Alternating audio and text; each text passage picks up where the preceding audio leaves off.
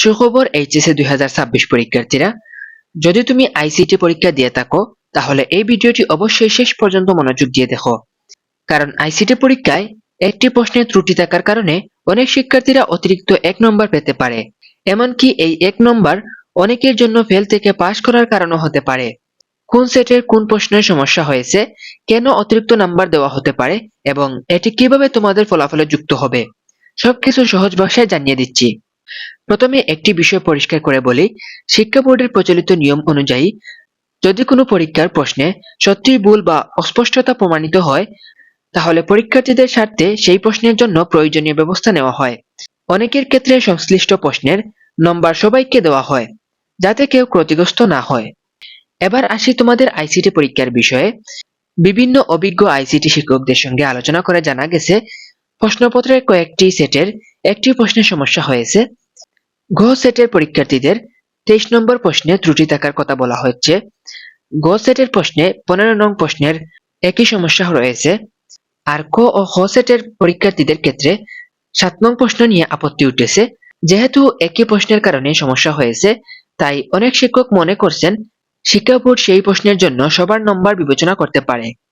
এখন অনেকেই জানতে চাইছো এই অতিরিক্ত নাম্বার কিভাবে যোগ করা হবে।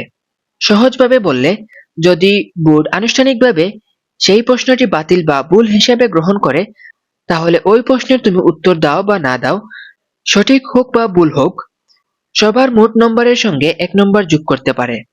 এটি বিশেষ করে যেসব শিক্ষার্থী এমসিকিউ অংশে 7 নম্বর পেয়েছে তাদের জন্য খুবই গুরুত্বপূর্ণ হতে পারে। কারণ আইসিটি বিষয়ে এমসিকিউ অংশে পাশ করতে মাত্র 8 প্রয়োজন হয়। যদি অতিরিক্ত 1 নম্বর যোগ হয় তাহলে অনেক শিক্ষার্থী ফেল থেকে পাশ করার সুযোগ পাবে। তবে এখানে একটি গুরুত্বপূর্ণ বিষয় মনে রাখতে হবে, এখন পর্যন্ত শিক্ষা বোর্ড থেকে এই বিষয়ে চূড়ান্ত কোনো আনুষ্ঠানিক ঘোষণা প্রকাশ করা হয়নি। তাই এটিকে সম্ভাব্য সিদ্ধান্ত হিসেবে দেখো। যদি বোর্ড আনুষ্ঠানিকভাবে অতিরিক্ত নাম্বার দেওয়ার সিদ্ধান্ত জানায় তখনই এই বিষয়টি নিশ্চিতভাবে কার্যকর হবে। সবশেষে তোমাদের জন্য একটি পরামর্শ, শুধু অতিরিক্ত নাম্বারে আশায় বসে থাকো না।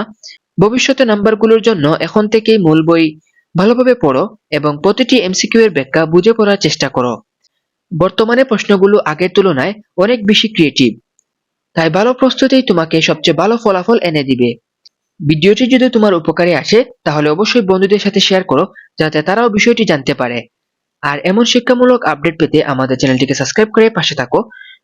আজকের মতো এখানেই বিদায় নিচ্ছি। সবাই ভালো থাকো, সুস্থ থাকো। আল্লাহ হাফেজ সবাইকে।